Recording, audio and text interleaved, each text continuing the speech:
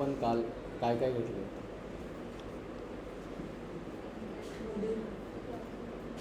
अजून class methods, अजून static methods, अजून मॉड्यूल्स, मॉड्यूल पॅकेजेस, आणखी अजून काय त्या टर्म सांगितले तुम्ही? राईट साईडला दिसाल बघा थोडंसं तुम्हाला, त्याच्यावर एक अंदाज येईल तुम्हाला मी काय एक्सप्लेन करतो. पॅकेजच्या रिलेटेड, इन्स्टॉलेशनच्या रिलेटेड होतं बघा, पीप होतं, आणि अजून एक गोष्ट होती ना काहीतरी क्रिएट काउस आहे, ते पॅकेजचं नाही म्हटलं. अजून व्हर्च्युअल एन्व्हायरमेंट होतं. व्हर्च्युअल एन्व्हायरमेंटचा काय फायदा आहे?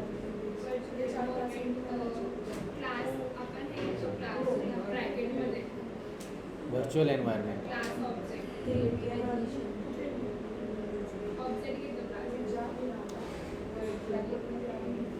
स्टॅटिक आणि क्लास मेथडने विचारित,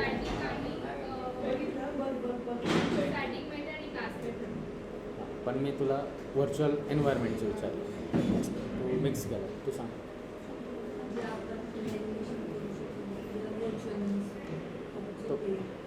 तो वर्डचा मिनिंग झाला. व्हर्च्युअल एन्व्हायरमेंट प्रोग्रामिंगच्या कंटेक्समध्ये काय होतं मी ते एक्सप्लेन करतो. ज्याला लक्षात त्यांनी सांगा, मी परत एक्सप्लेन करणार.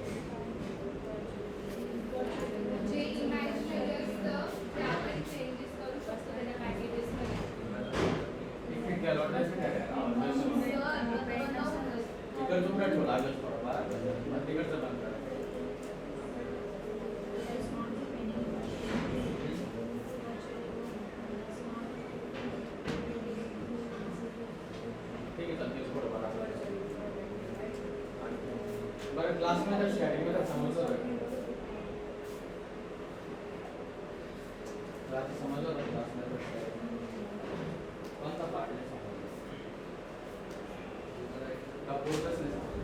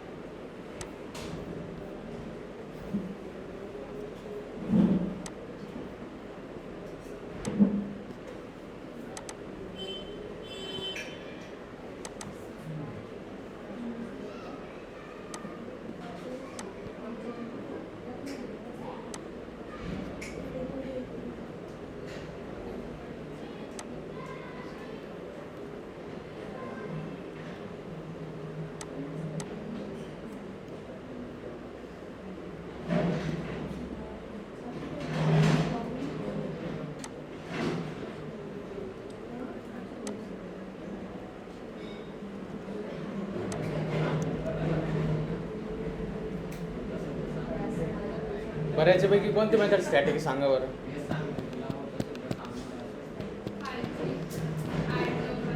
ॲड नम्स, आणि अजून कोणती स्टॅटिक मेथड आहे? ड्राईव्ह. जेव्हा तुम्ही नॉर्मल मेथड्स बनवता, आपण जे सगळे प्रोग्राम बघितले त्याच्यात बाय डिफॉल्ट पहिला कोणता पॅरामीटर असतो? सेल्फ. इथं आहे का self?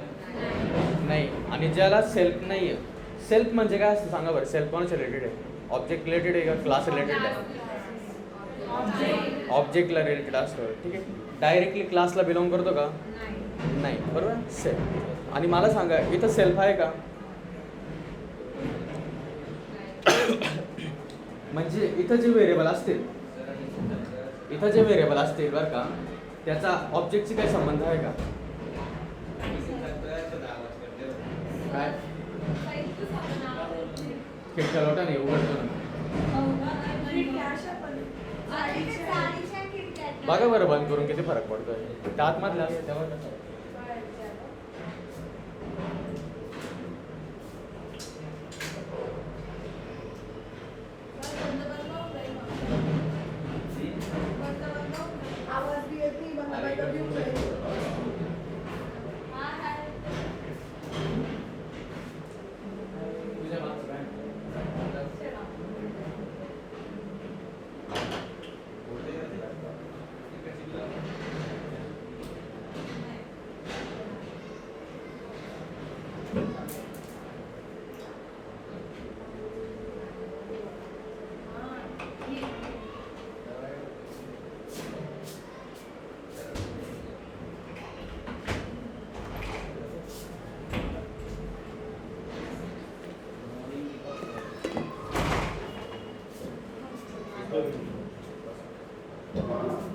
Good morning. Good morning sir. किती मेंबर आहे? सर आज वेळ पण काय सांगू तुम्हाला आता? कंप्लीट आहे ना. तुम्ही आले टायमिंगवर कसं सांगू? मी जाऊ. सर तुम्ही आता मला क्लास लावून ब्रेक देणार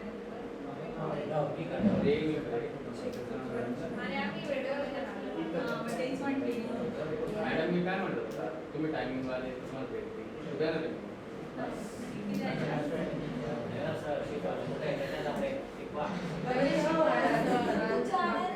एक मिनिट आता लक्ष द्या. ही कोणती मेथड आहे? स्टॅटिक मेथड आहे. त्याच्यात कोणता सेल्फ नाही आहे का आपण? नाही. आणि जे इथं व्हेरिएबल लिहिले बघा a प्लस बी, तिथं दिसतंय तुम्हाला सेल्फ डॉट a प्लस कुठं दिसतंय? नाही, इथं म्हणतो स्टॅटिक मेथड ऍड नंसला नाही दिसत आहे. म्हणजे ते व्हेरिएबल काय ना क्लासच्या व्हेरिएबल्सला काय म्हणतात पॉईंट करताय ना कसल्या ऑब्जेक्टचे व्हेरिएबल. हे काय वेगळे इंडिपेंडंट व्हेरिएबल म्हणजे तुम्ही डायरेक्ट पास केले ते यूज करणार. म्हणून याला काय म्हणतात स्टॅटिक मेथड. स्टॅटिक मेथड ना ऑब्जेक्टचे व्हेरिएबल डिपेंड असताना कसल्या क्लासचा व्हेरिएबल. आणि त्याच्यानंतर अजून एक कोणती मेथड होती सांगा बरं? Class method. क्लास मेथडसाठी काय यूज करतो आपण? CLS यूज करतो बरोबर ना. कुठे गेलं क्लास मेथड्स. आता मला सांगा हा क्लास व्हेरिएबल आहे का ऑब्जेक्ट व्हेरिएबल? Class variable. कारण का तो जर मी तर सेल्फचा यूज करून लिहिला असता हा कोणता झाला असता मग? इथं बघा ना सेल्फ डॉट कॉलेज नेम लिहिला असतं तो कोणाला बिलॉंग केला असतं? ऑब्जेक्टला. पण मी तर सेल्फ लिहिले का काही? हा कोणाला बिलॉंग करतो मग? क्लासला बिलॉंग करतोय. ठीक आहे. आणि हे कोणती मेथड आहे बघा? क्लास मेथड आहे. क्लास मेथडमध्ये कोणता पॅरामीटर घेतो इनिशियली? CLS. CLS म्हणजे काय? क्लासच आहे. आणि जेव्हा आपल्याला क्लास व्हेरिएबल काय म्हणतात ॲक्सेस करायचं आपण काय करतो? CLS डॉट काय आहे पुढं? College name. हा जर ऑब्जेक्ट व्हेरिएबल असतं तर कसं गेला असता? Self dot college. आणि हा समजा जर स्टॅटिक मेथड असते ही आणि जर इथं पास केला असता मी काहीतरी तर मला CLS किंवा सेल्फ लिहावं लागलं असतं का? नाही, डायरेक्ट काय केलं असतं यूज केला असता. ठीक आहे. आणि अजून एक सांगितलं होतं मी की हां इथं एक्झाम्पल घेले बघा. आता पहिल्यांदा कॉलेजचं नेम काय? RC पटेल आहे. जर मी प्रत्येक ह्या दोघांचं इथं टीचर 1 टीचर 2 ठीक आहे. मग दोघांचं ऑटोमॅटिकली कॉलेज नेम काय होऊन जाईल सांगा बरं? हे दोन ऑब्जेक्ट क्रिएट केले ना मी टीचर 1 टीचर 2. मग बाय डिफॉल्ट दोघांचं कॉलेजचं नेम काय होऊन जाईल? RC पटेल येईल ना. आणि नंतर मी कॉलेज चेंज केलं काय टीचर डॉट कॉलेज नेम काय केलं IMRD केलं. आणि नंतर मी teacher 1 teacher 2 college name print केलं तर काय येईल?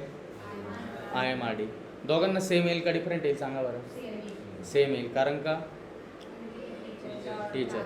हां मला सांगा मी जेव्हा क्लास व्हेरिएबल बनवतो सिंगल कॉपी बनते का मल्टिपल कॉपी बनते? सिंगल कॉपी बनते. कारण तुम्ही बघितलं मी टीचर डॉट कॉलेज नेम एकदाच चेंज करेल बाकी सगळ्या ऑब्जेक्टसाठी काय झालं ते चेंज झालं. तर बघा हा प्रोग्राम जर रन केला परत मला काल नसेल लक्षात काय येते आता IMRD बघा दिसतंय. जर याला कॉपी केला असता मी समजा आणि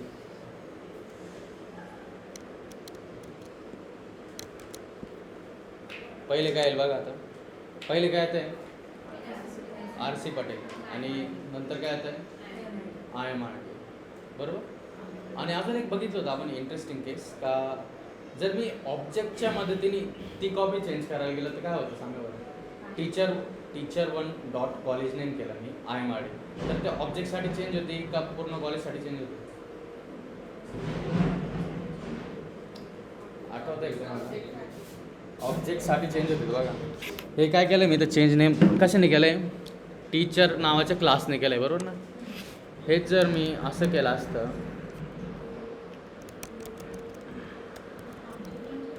फक्त ऑब्जेक्टला चेंज व्हायचं आठवतं आहे का?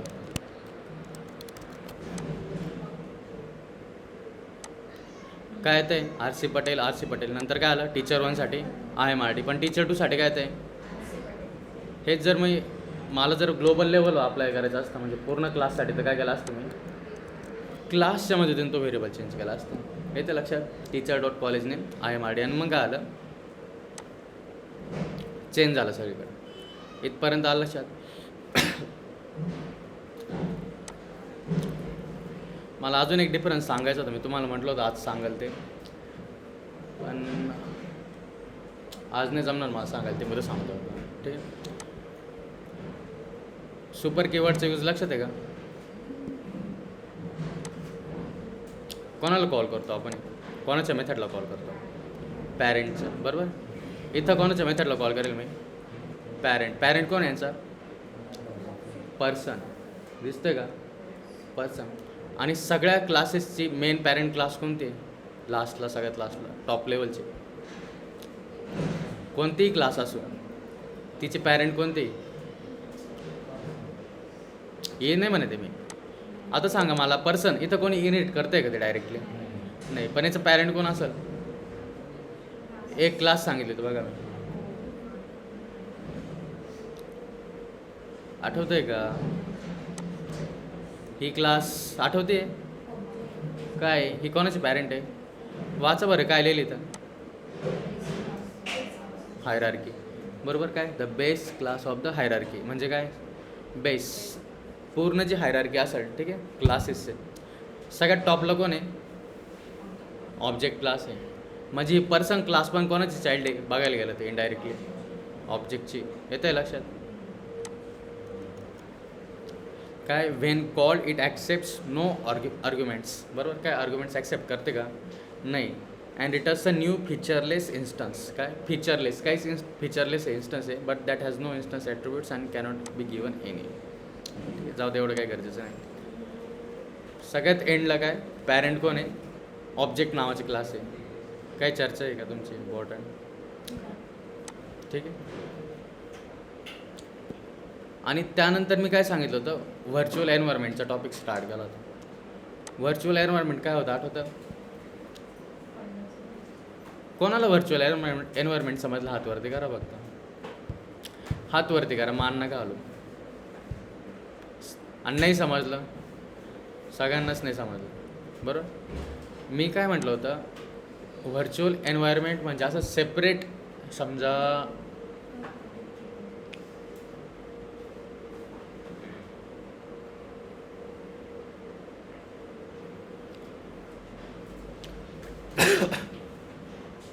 हां, एकदम सिम्पल एक्झाम्पल देतो मी तुम्हाला. व्हर्च्युअल एन्व्हायरमेंट, तुम्ही एका बिल्डिंगमध्ये राहत समजा, किंवा तुमचाच फ्लॅट आहे, तुमचाच फ्लॅट आहे.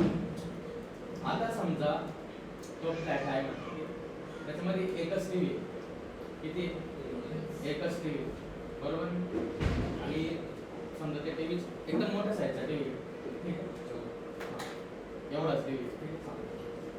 समजा आता प्रशांत निखिल राहत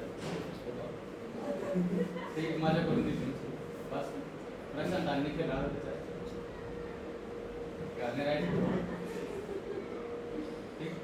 प्रशांत आणि निखिल राहत. आता समजा त्या टीव्हीला काहीतरी झालं, प्रशांतनी काहीतरी गडबड केली, प्रशांतनी काय केलं समजा,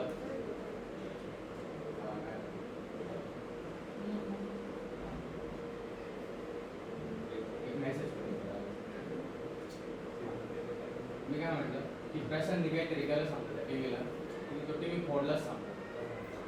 ठीक आहे. प्रशांतला राग आला, त्याने टीव्ही फोडून टाकला. आता तो फोडलेला टीव्ही निखिलला पाहता येईल का?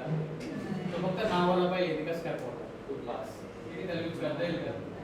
नाही. कारण का? हां, फोडला तर आहे, पण दोघं तो टीव्ही शेअर करत होते. बरोबर ना? येतं आहे लक्षात? हां. आपण प्रोग्रामच्या कंटेक्समध्ये आज समजा हा प्रोजेक्ट 1 प्रोजेक्ट 2, ठीक आहे. तो टीव्ही काय आहे? डिपेंडन्सी आहे. ठीक आहे. म्हणजे समजा ही डिपेंडन्सी जर एकच डिपेंडन्सी दोघं यूज करताय, बरोबर ना? ही डिपेंडन्सी जर डिलीट केली समजा, म्हणजे टीव्हीच गायब केला, तर काय होईल? प्रशांतला टीव्ही नाही दिसणार आणि निखिलला पण टीव्ही नाही दिसणार. त्याला काही झालं तर काय होईल? दोघांना इश्यू होईल. बरोबर. टीव्ही जर फोडला तर गेला पण नाही पाहता. हेच जर मी असं केलं असतं की दोघांचे सेपरेट रूम आहे, दोघांच्या सेपरेट रूममध्ये सेपरेट टीव्ही. आता प्रशांतला टीव्हीचं काही गोष्ट तर निखिलला काय फरक पडणार आहे का? नाही पडणार. बरोबर. आणि निखिलने काय केलं तर प्रशांतला काय फरक पडणार आहे का? नाही. बरोबर. तसंच आणि हा अजून एक बरं का, उद्या जर प्रशांत म्हणला की मला टीव्ही बदलायचा आहे, ठीक आहे, सॅमसंग आणि सोनीचा टीव्ही आणायचा आहे, तरी त्याला काही फरक पडणार आहे का? किंवा दोघांकडे सॅमसंगचीच टीव्ही, याने काय केलं, तिथे लेटेस्ट मॉडेल आणलं, याला काही फरक पडणार आहे का? हिस्टोरिकल येतं पण काय फरक पडणार आहे का टेक्निकली? नाही. तसंच काय असतं, व्हर्च्युअल एन्व्हायरमेंटचं असतं. प्रोजेक्ट 1 आणि प्रोजेक्ट 2 काय करतो आपण, त्यांचे डिपेंडन्सी ना ते सेपरेटली मेंटेन करतो. म्हणजे काय कॉन्फ्लिक्ट येणार नाही, काही इश्यू नाही येणार. समजा मी प्रोजेक्ट 1 मधून जर डिपेंडन्सी काढल्यास तर प्रोजेक्ट 2 ला काही फरक पडेल का? नाही पडणार. आणि त्याच्यात प्रोजेक्ट 2 मधून काढलं तर प्रोजेक्ट 1 ला काही फरक पडेल का? नाही. दोघांमध्ये वेगवेगळे व्हर्जन असले तरी काही फरक पडणार का एकमेकांना? नाही. हे जर समजा प्रोजेक्ट 1 मध्ये मी काय म्हणतो व्हर्जन 2 टाकलं आणि प्रोजेक्ट 2 मध्ये व्हर्जन 3 टाकतोय, तर काय होऊ शकतं, एक तर प्रोजेक्ट 2 नीट चालू किंवा प्रोजेक्ट 2 नीट चालू, सॉरी प्रोजेक्ट 1 नीट चालू किंवा प्रोजेक्ट 2 नीट चालू. दोघं नीट चालत त्याची गॅरंटी नाही राहत. कारण काय होतं, जेव्हा तुम्ही त्या डिपेंडन्सी जेव्हा तुम्ही नाही का इन्स्टॉल करता ना, असं नाही की तो ऑटोमॅटिकली एकदाच कोड जनरेट झाला, म्हणजे जनरेट होतो तो, ठीक आहे, कोणीतरी बनवला असतो. पण काय होतं, अपडेटेड राहतं बघा. समजा तुम्ही काहीतरी रेझर पेचं पॅकेज इन्स्टॉल केलं, ठीक आहे, तुम्हाला पेमेंट इंटिग्रेशन करायचं, त्यांच्या जो पॅकेज असतात त्याच्यामध्ये काहीतरी बग असेल, समजा त्यांनी सिक्युरिटी काय असं ब्रीच होत असेल, त्यांनी काय केलं व्हर्जन 3 मध्ये फिक्स केलं. मग हे काय झालं, समजा व्हर्जन ठीक आहे, प्रोजेक्ट जो पहिला प्रोजेक्ट होता त्याच्यात तो बग राहिला, पण तो बग प्रोजेक्ट 2 ला पास झाला का? म्हणजे काय आता प्रोजेक्ट 1 मध्ये मी जुना पॅकेज इन्स्टॉल केलं होतं त्याच्यात बग होता, आणि प्रोजेक्ट 2 आहे त्याच्यात नवीन पॅकेज इन्स्टॉल केलं, बग फिक्स आहे. मग तो बग आता प्रोजेक्ट 1 मधून प्रोजेक्ट 2 मध्ये गेला का? नाही, कारण का पॅकेज काय वेगवेगळे, बरोबर. मग आपल्याला सेपरेट फोकस करता येईल, त्याच्यावर पण सेपरेट फोकस करता येईल. ते काय होतं कन्सर्न व्हर्च्युअल एन्व्हायरमेंटचा. आणि अजून एक सांगितलं होतं की व्हर्च्युअल एन्व्हायरमेंट काय असतो, आयसोलेटेड स्पेस असतो. जो आयसोलेटेड स्पेस आहे त्याला बाहेरचं काय माहिती असतं का? जर तुम्ही त्या व्हर्च्युअल एन्व्हायरमेंट मध्ये जाऊन किंवा त्या प्रोजेक्ट मध्ये जाऊन तुम्ही जर असं कमांड टाकली की काय पायथन जे पॅकेजेस सिरीज दाखवा, तो काय करेल, फक्त स्वतःचा जो स्पेस आहे ना ते असं बाकी बघणार आहे बाहेर नाही. मग जसं तुमच्याकडे जर आलं, तुम्हाला विचारलं तुमच्या घरात किती जण राहतात, तुम्ही घरातले मोजताय, बाहेरचे पण मोजतात, घरातलेच मोजतात, बरोबर आहे का? तसं करायचं व्हर्च्युअल एन्व्हायरमेंट. काय झालं मॅडम? काय आवाज येतोय का माझा? नाही सर, आम्ही ना इकडंच पुढे स्कूटी लावलेली, तिकडं पूर्ण रस्ता दाखवय, मग आमची स्कूटी कशी मॅप लावून तू तिकडून पण रस्ता नाही, इथं बाजूला. या साईडला लावली तू? हां, काढायची. हे सिंगल आहे. आता आम्ही just थोडंसं पुढे गेलं. 5 मिनिटांचा गाड्याला चल. ब्रेक घेऊन टाकतो आता नाही. ब्रेक आणि मग तेवढं तिथं झालं तर. बरं या ब्रेक घेऊन टाका.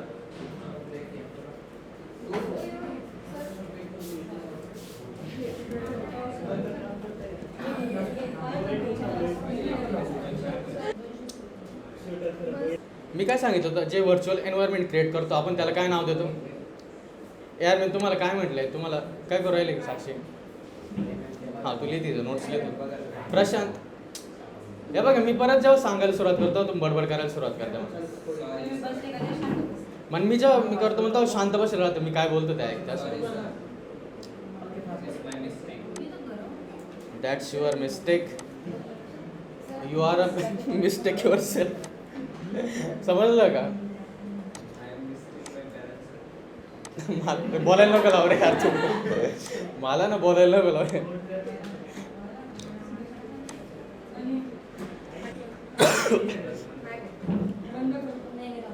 आता लक्षात आहे बघा,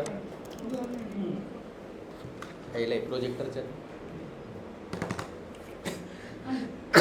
हे बघा व्हर्च्युअल एन्व्हायरमेंट. आता ज्याला कमांड नाही लक्षात ना त्यांनी ChatGPT करायचं, गुगल करायचं, व्हिडिओ बघायचा, जे जमल ते करायचं, पण आउटपुट काढायचं. मी तर टाकतो how to create VENV in, बघा रे काय आहे VENV. व्ही म्हणजे काय व्हर्च्युअल आणि ENV म्हणजे काय एन्व्हायरमेंट, बरोबर.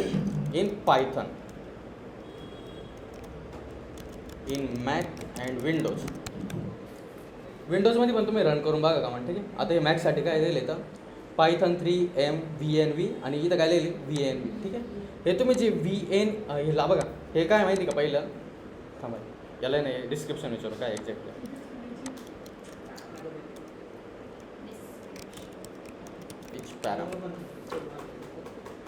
आता बघा पायथन 3 तर माहिती आहे तुम्हाला बरोबर. हे तुम्हाला जी कमांड रन करायची ना त्यासाठी तुम्हाला पायथन 3 लावावं लागेल. त्याच्यानंतर काय test the operating system to run Python 3 बरोबर. नंतर काय एम म्हणजे काय run a Python module as a script, ठीक आहे. पायथन मॉड्यूलला काय करायचं आहे ॲज अ स्क्रिप्ट रन करायचं आहे. नंतर काय आहे बघा इथं instead of executing .py directly Python locates the module install in its library and runs, ठीक आहे. आणि नंतर काय आहे चला तर शांतीच नाही यार, काय रे बोल ना.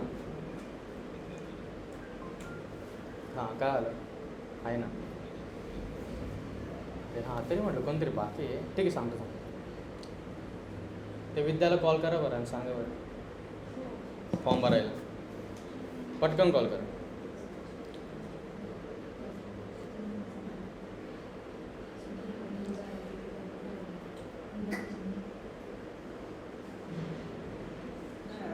मला जर वाटलं असं लिहायचं आहे पायथन 3-M नंतर हे काय इथं कमांड आहे बरं का VENV काय व्हर्च्युअल एन्व्हायरमेंट क्रिएट करण्यासाठी काय कमांड आहे. त्याच्यानंतर जो पॅरामीटर आहे ना त्याला तुम्ही असं नाव देऊ शकता, समजा डॉट पण देऊ शकता, काय प्रॉब्लेम नाही. डॉट काय म्हणता डॉट द्या MyENV, ठीक आहे. किंवा असं म्हटलं तुम्ही पॅकेजेस असं नाव द्या, ठीक आहे. हा डॉट काढून टाकला तरी चालेल, ठीक आहे. एन्व्हायरमेंट काही नाव द्या. लास्टवाला काय डायरेक्टरीचं नाव आहे. ही कमांड आहे का नाही, ही लास्टवाली काय डिरेक्टरी. नंतर हे काय ही कमांड आहे ॲक्च्युली, ठीक आहे. हे पहिले 3 आहे ना ही कमांड असं लक्षात घ्या, हे फिक्सच राहणार आहे. हा लास्टवाला काय फाईल किंवा जे फोल्डर असेल, ठीक आहे. फोल्डरचं नाव आहे, तुम्ही याला काही नाव द्या, ठीक आहे. कन्व्हेन्शनने काय करतो माहिती का आपण नॉर्मली तुम्ही असंच लिहितं पायथन 3 नंतर -M नंतर काय करशाल परत इथं काय लिहितो मी VENV आणि नंतर असं लिहिशाल .VENV वापरा किंवा साधं VENV वापरा डायरेक्टरीसाठी, ठीक आहे. काही प्रॉब्लेम नाही. आणि मी काय करतो कमांड रन करतो बघा. इथं आलो मॅकमध्ये, हा प्रोजेक्ट .demo दिसतो आहे बरोबर तुम्हाला. आणि इथं काय करतो मी हे टर्मिनल क्लोज करतो आणि इथं मी ओपन करतो नवीन आणि इथं कमांड पेस्ट करतो. आणि आता बघा पायथन 3 झालं काय फोल्डर क्रिएट झालं काय दिसतं आहे. फोल्डरचं नाव काय हां पण त्याच्या आधी काय सिम्पल डॉट आहे बघा, कारण का मी डॉट लिहिले. मला जर वाटलं हे काढायचं आहे डिलीट मारायचं आहे, ठीक आहे. आणि मी असं पण करू शकतो, समजा डॉट पण काढू शकतो, काय प्रॉब्लेम नाही. आता कोणतं फोल्डर क्रिएट झालं VENV डॉट आहे का नाही बरोबर. म्हणजे याला काही पण नाव देऊ शकतो, ठीक आहे. माय एन्व्हायरमेंट जे असेल ते, ठीक आहे. डिलीट मारतो आणि परत रन करतो. मी .VENV वाला ठेवतो. आता बघा जेव्हा मी कमांड रन करतो ना तेव्हा तुम्हाला दिसतंय का याच्यामध्ये ऑटोमॅटिकली फोल्डर क्रिएट झाले. कोणते बीन इन्क्लूड आणि नंतर काय लायब्ररी बरोबर. आता हे व्हर्च्युअल एन्व्हायरमेंट क्रिएट झाले ना त्याला ॲक्टिव्ह करणं पण गरजेचं असतं. काय ॲक्टिवेट करणं गरजेचं असतं. मग ते ॲक्टिवेट कसं करतो आपण हे हाऊ टू ॲक्टिवेट VENV, ठीक आहे. विचारू याला सोर्स काहीतरी असतं त्याच्यानंतर बिन फोल्डरमध्ये जायचं असतं आणि ती स्क्रिप्ट रन केली ना एक्झॅक्टली ते ॲक्टिवेट होऊन जातं. इथं बघा काय सोर्स काय कमांड आहे सोर्स VENV बरोबर. शांती का बरं नाही काय रे हां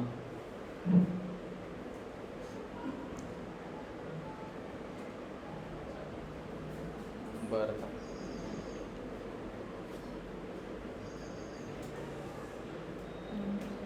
आता मला बोलू द्या. ठीक आहे हां लक्ष राहतं रे असं काही नाही बरोबर नाही. साक्षी प्रशांत हर्षदा आता लक्ष द्या. मला काय करायचं आहे ते व्हर्च्युअल एन्व्हायरमेंट ॲक्टिव्ह करायचं आहे. हे काय हे ते डिरेक्टरीचं नाव आहे बघा. पण मी जी डिरेक्टरी बनवेल आहे जे फोल्डर बनवेल त्याचं नाव काय .VENV बरोबर. त्याच्यामध्ये काय बघा बीन त्याच्यानंतर काय त्याच्यामध्ये ॲक्टिवेट आहे बरोबर. ॲक्टिवेट नावाची स्क्रिप्ट आहे बघा काहीतरी दिसते ना. मग मला काय करावं, ही रन करावं लागेल. फक्त ही रन करताना काय करेल मी, ही कॉपी करेल. धनंजय बोल जे मी मग सांगत होते ते. हां, आणि नंतर काय करणार, ही कमांड कॉपी करणार, टर्मिनलमध्ये जाणार आणि नंतर काय करणार ते ॲक्टिवेट करणार. कदाचित रन होऊन जाईल बघा. हां, आता जेव्हा सक्सेसफुल रन झालं बघा, इथं काय दिसतंय पहिले वरती माझं नाव दिसतंय बरोबर. ते म्हणजे काय, ते डायरेक्टरीमध्ये बघा, ते म्हणजे या फोल्डरमध्ये होतं. नंतर जेव्हा मी ते ॲक्टिवेट केलं त्याच्यानंतर काय आलं, VENV बघा, म्हणजे काय आलं, व्हर्च्युअल एन्व्हायरमेंट काय आलं, ॲक्टिव्ह झालं. आधी होतं का ॲक्टिवेट? नाही. मी जेव्हा ती कमांड टाकली, कमांड काय बघा बरं, तुम्हाला दिसत नसेल तर मी ना थोडं झूम करतो. काय आता कमांड काय, source.venv, त्याच्यानंतर कोणत्या फोल्डरमध्ये जायला, VNV नंतर कोणतं आहे, बीन, त्याच्यानंतर काय ॲक्टिवेट नावाची स्क्रिप्ट आहे डायरेक्ट. ठीक आहे, दिसते ती रन झाली. यानंतर काय आलं, व्हर्च्युअल एन्व्हायरमेंट ॲक्टिव्ह झालेलं आहे. आता मी इथं जे पण पॅकेज इन्स्टॉल करेल ना, ठीक आहे, काय आलं,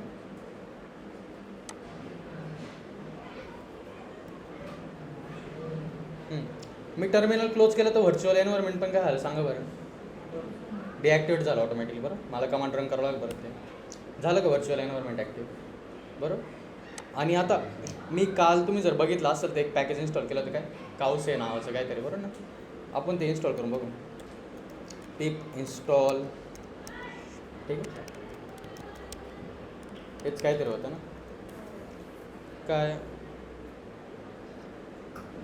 इथं काय तर बघा, यू मे हॅव इन्स्टॉल्ड, वाचा बरं काय ते, you may have installed Python packages into your global environment which can cause conflicts between package versions. Would you like to create a virtual environment with this packages to isolate your, बघा इथं काय ते packages to isolate your dependencies, बरोबर ना. Create तसं नाही करावं लागतं, थांबा एक मिनटं यार.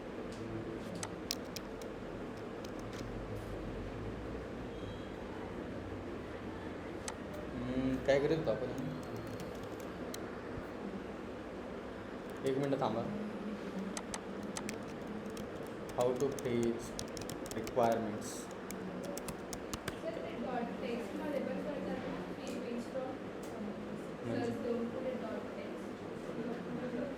डॉट टेक्स्ट पिप इन्स्टॉल नंतर पॅकेजचं नाव ती TXT मध्ये फ्रीज करते, तेच ना, तेच दाखवायचं आहे मला. ही कमांड काय बघ, पिप फ्रीज नंतर काय कोणत्या फाईलमध्ये टाकायची ती requirements.txt. याने काय होईल, ज्या आपण डिपेंडन्सी इन्स्टॉल करेल ते काय म्हणजे ऑटोमॅटिकली याच्यात येईल बघ. आणि इथं रिक्वायरमेंट्समध्ये काय दिसतंय, कोणतं पॅकेज दिसतंय रिक्वायरमेंटमध्ये. धनंजय तू लक्ष दे, नाही तो परत विचारशील ती VNV काय, ठीक. हां, सरळ बस असं दिसतंय की इथं पॅकेजचं नाव. आता जर मी परत हे काय केलं इथं NPM नाही, पिप इन्स्टॉल NumPy ना, NumPy झालं बरोबर, इन्स्टॉल झाले. पण याच्यात दिसतंय का आता ते रिक्वायरमेंट नाही. मग जर पॅकेज इन्स्टॉल केलं तर परत काय करावं लागलं मला, ज्या रिक्वायरमेंट्स आहे त्याच्यात टाकावं लागतं. आता काय आलं इथं, NumPy आलं आहे बरोबर. दोन पॅकेजेस आहे कोणते, NumPy आणि काउस आहे बरोबर. आपण काय करू, पॅन्डाज इन्स्टॉल करू, पिप इन्स्टॉल. हां, आता सांगा मला इथं किती पॅकेज दिसत आहे सध्या स्टार्टिंगला, 2. आणि मी किती पॅकेज इन्स्टॉल करतो आहे, तिसरं इन्स्टॉल केलं. ही जी requirement.txt आहे ती अपडेट झाली का, तिसऱ्या पॅकेजचं नाव यायला पाहिजे होतं ना, आलं का नाही. मग जेव्हा पण तुम्ही काय करता पॅकेजेस इन्स्टॉल करता नवीन, तुम्हाला काय करावं लागते, ज्या ज्या डिपेंडन्सी तुम्ही इन्स्टॉल करेल ते काय करावं लागते, याच्यात मेन्शन करावं लागते. त्यासाठी आपली काय कमांड आहे, काय पिप, थोडं वरती घेतो लागलं असतं, वरतीच जात नाही बरं. कमांड काय दिसते सांगा बरं खाली इथं, कुठे गेले, हां हे बघा काय, पिप फ्रीज requirement.txt. हे काय सांगा बरं, तो ग्रेटर दॅनवाला साईन आहे का लेस दॅनवाला कसलं आहे ते. हां, त्याचा अर्थ काय होतो,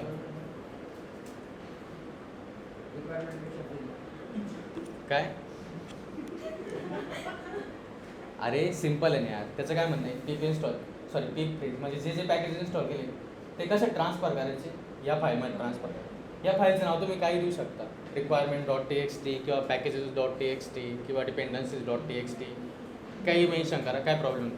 याचा फायदा काय आहे समजा, ह्या requirement.txtचा फायदा काय, आता बघा इथं काय पॅन्डा झालं, हे पायथॉन डेट काय म्हणतात, हे का बरं आलं डेट युटिल्स ते ऑटोमॅटिकली.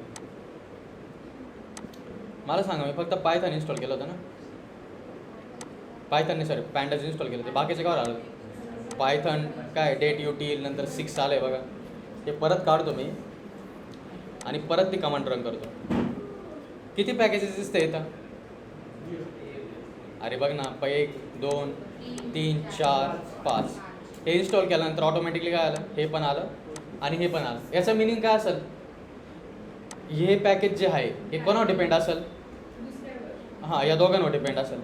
म्हणून काय आलं, हे जेव्हा इन्स्टॉल केलं तर ऑटोमॅटिकली काय आलं, हे पण आलं. कारण का पॅन्डाज जे असेल ते इंटरनली काय वापरत असेल, पायथॉन डेट युटील आणि नंतर हे 6 नावाचं जे पॅकेज आहे ते वापरत असेल. मी फक्त काय इन्स्टॉल केलं होतं, पॅन्डाज, बरोबर ना, पिप इन्स्टॉल पॅन्डाज.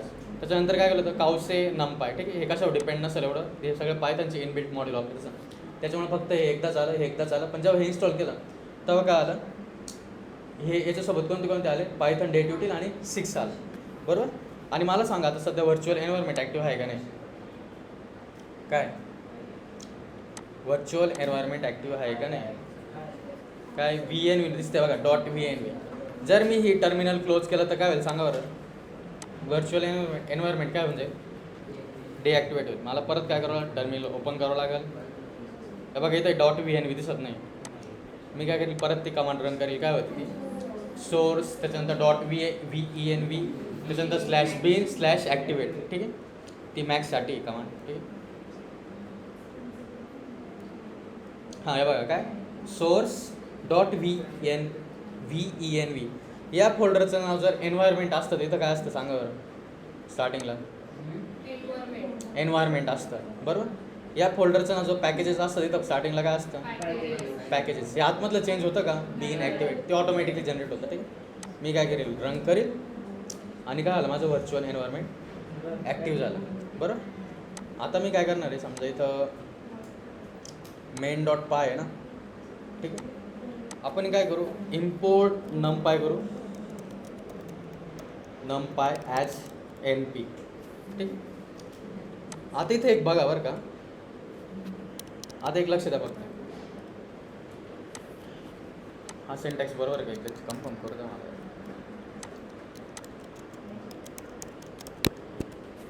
करेक्टच असेल, हां. आता इथं फक्त बघा, हे ॲज काय सांगा बरं, ॲजला काय म्हणते तुम्ही,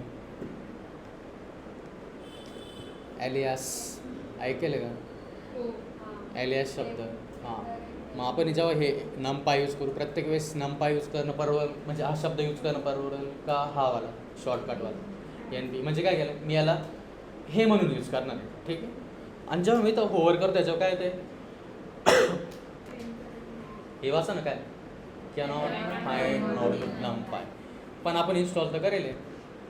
मग असं काय येतं असं, कारण जो प्रोग्राम आहे ना, प्रोग्राम, ठीक आहे, हा प्रोग्राम रन होत आहे ना, याने जे व्हर्च्युअल एन्व्हायरमेंट आहे ते डिटेक्ट नाही करेल आपलं, ठीक.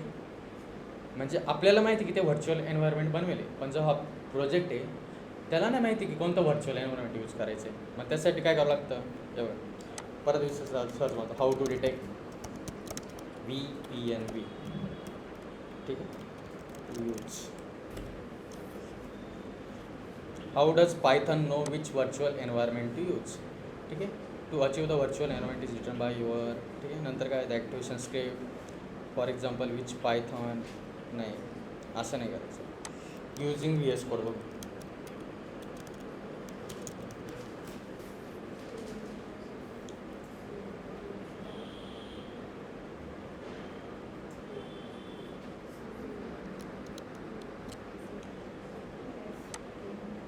इथं बघा बरं, इथं जे VS कोड दिसतंय ना तुम्हाला, मी जेव्हा इथं याच्यावर क्लिक केलं बघा काय .venv बरोबर ना. आणि इथं तुम्हाला दिसत असेल हे बघा काय येतं एंटर इंटरप्रिटर पाथ बरोबर. मग आपल्याला कोणता सिलेक्ट करायचा आहे हा वाला. एक मिनिट थांबा. कोणता आहे हा वाला नाही वाटतं.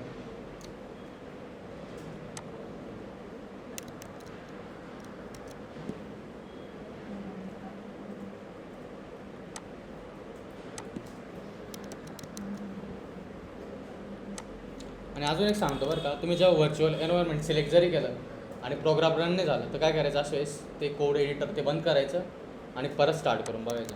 ठीक आहे, मी एकदा परत स्टार्ट करून बघतो कारण ही लाईन कधी कधी जात. ओके चालते म्हणजे आता